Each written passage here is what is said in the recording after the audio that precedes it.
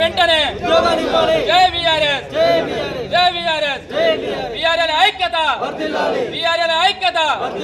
మంది వీఆర్ఏలు ఉండేవారు. వారిని ఇంతకుముందు నీరటిగా, కామ్దారిగా, వీఆర్ఏగా, సుంకర్గా పిలిచేవారు. వారందరూ కూడా గత ప్రభుత్వం ఏం చేసిందంటే వీళ్ళందరూ రెగ్యులరైజ్ చేద్దామని చెప్పేసి మేము 80 రోజులు సమ్మె చేయడం జరిగింది. ప్రభుత్వానికి వ్యతిరేకంగా ప్రభుత్వం దిగొచ్చి మాకు జీవో నెంబర్ 81-85 ప్రకారం రిలీజ్ చేసింది. ఆ జీవోలో ఎలా పొందుపరిచారంటే 61 సంవత్సరాలు దాటిన కొంతమందిని 3797 మంది, 61 సంవత్సరాల లోపల 16,000 చిల్లర మందిని ఉండే ప్రతి ఒక్కరికి ఉద్యోగాలు ఇవ్వాలని చెప్పేసి గవర్నమెంట్ మంచి కాన్సెప్ట్ను రిలీజ్ చేసింది. ఎలక్షన్ కూడా వచ్చింది. ఆ 16,000 మంది ఎవరైతే ఉన్నారో వాళ్ళ విద్యార్థుల ప్రకారం ప్రతి డిపార్ట్మెంట్లోకి వెళ్ళిపోయారు. మేము మిగతా 61 సంవత్సరాలు దాటిన వీఆర్ఏ వారసులము. మేము గత 10-15 సంవత్సరాల దాకా ఎంఆర్ ఆఫీసులో పనిచేస్తున్నాము, ఆర్డీ ఆఫీసులో పనిచేస్తున్నాము. ప్రభుత్వానికి ఇటు ప్రజలకు మధ్య వారధిగా కూడా పనిచేస్తున్నాము. ప్రభుత్వ సమస్యలు, ప్రజల సమస్యలు ఏమైనా ఉంటే కూడా ప్రభుత్వ దృష్టికి తీసుకుపోతాము. ఒక విలేజ్లో క్రూషియల్గా మంచి మెంబర్గా పనిచేస్తున్న వ్యక్తి ఎవరైనా ఉంటే చిట్ట చివరి ఉద్యోగం అంటే ఒక వీఆర్ఏ మాత్రమేనా. మాకు చాలా అన్యాయం జరుగుతూ ఉన్నది.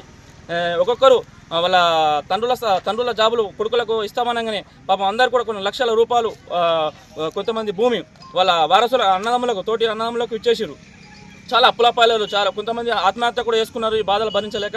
అయితే మేము చాలాసార్లు కూడా రెవెన్యూ మినిస్టర్ ఇంటికి వెళ్ళినాము, సార్ని కలిసినాము, కాళ్ళు కూడా మొక్కినాము. లాస్ట్కు సార్ దయచేసి మాకు కంపల్సరీ ఉద్యోగాలు ఇవ్వండి సార్, మేము చాలా 16,000 మందికి ఇచ్చారు సార్.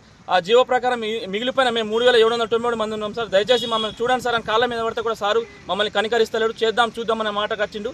అయితే ఇవన్నీ మేము బాధలు భరించలేక నిన్న ఒక్కసారి మా రాష్ట్ర కమిటీ పిలుపు మేరకు నిన్న హైదరాబాద్కి వెళ్ళి అది కూడా శాంతియుత నిరసనకి వెళ్ళినాము. మేము ఎవరిని కూడా ప్రభుత్వానికి వ్యతిరేకంగా నినాదాలు చేయలేదు. మేము జస్ట్ మా జీవో కాపీ ప్లస్ మా మెమోరాండం తీసుకెళ్ళి రెవెన్యూ మినిస్టర్ గారిని కలుద్దాము, క్యాబినెట్ గారి ముందు కలిస్తే అట్లానే మా మీద కనుకరిస్తారేమో సార్ గారు అని చెప్పేసి మేము వెళ్తే మమ్మల్ని గేట్ల వద్దనే నిర్బంధించి ఒక్క వీఆర్ఏకు మినిమం 4 కానిస్టేబుల్స్ పెట్టి దౌర్జన్యంగా ఆడవాళ్ళు, ముసలి వాళ్ళు, గర్భిణీ స్త్రీలను ఎవరిని కూడా చూడకుండా దౌర్జన్యంగా మమ్మల్ని కొట్టి ప్రైవేట్ వెహికల్లో తరలించి మమ్మల్ని హైదరాబాద్ మొత్తం పొద్దున్నాక తింపి సాయంత్రం 6 గంటల సమయంలో అసెంబ్లీ సమావేశం ముగిసిన తర్వాత మమ్మల్ని విడుదల చేయడం జరిగింది.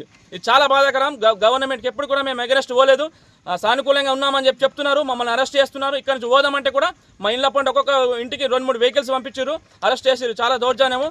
ఇది ప్రజాప్రభుత్వం, రేవంత్ రెడ్డి గారి ప్రభుత్వం అని చెప్పేసి ప్రభుత్వానికి కూడా మేము వ్యతిరేకంగా ఎక్కడ పోలేదు, ప్రభుత్వానికి అనుకూలంగా పనిచేసినాము. దయచేసి రేవంత్ రెడ్డి గారికి ఒకటే విజ్ఞప్తి చేస్తున్నాము. జీవో ప్రకారము 81-80 జీవో ఆల్రెడీ ఉన్నది. దాని ప్రకారం మేము మిగిలిన 3,797 మంది కుటుంబాలకు తప్పకుండా మీరు ఆదుకుంటారని మా 3,700 మంది కుటుంబాల తరఫున మీ అందరికీ రేవంత్ రెడ్డి గారికి పాదాభివందనం తెలియజేసుకుంటూ థ్యాంక్ యూ. మన మీడియా మిత్రులందరికీ కూడా థ్యాంక్ యూ. ఇక్కడికి పిలవగానే వచ్చి మా అందరికి కూడా మీరు సహాయ సహకారం అందిస్తారని కూడా అనుకుంటున్నా. ధన్యవాదాలు అన్న అందరికీ. ఇక్కడ ఉన్న మా మిత్రులందరూ కూడా 61 సంవత్సరాలు దాటిన వీఆర్ఏలు, వారికి సంబంధించిన వారసులం. మేము గత 12 సంవత్సరాల నుంచి మేము ఎంఆర్ ఆఫీస్లో పనిచేస్తున్నాము. అయితే గవర్నమెంట్ ఇంకో చిన్న విషయం ఏంటంటే గవర్నమెంట్ ప్రతి గ్రామానికి ఒక VL1 పెడతామనుకుంటుంది. అయితే అందులో మేము తప్పకుండా మమ్మల్ని తీసుకోవాలా, ఎందుకంటే మాకు ఎక్స్పీరియన్స్ ఉన్నది. గత 10-15 సంవత్సరాల నుంచి అందరం కూడా పనిచేస్తూ ఉన్నాము. అందరు గవర్నమెంట్కి అన్ని విధాలుగా మంచి పేరు అవుతుంది. మాకు ఆల్రెడీ మా తండ్రులకు జీతాలు వస్తున్నాయి కాబట్టి గవర్నమెంట్ కూడా ఆర్థిక భారం పడది.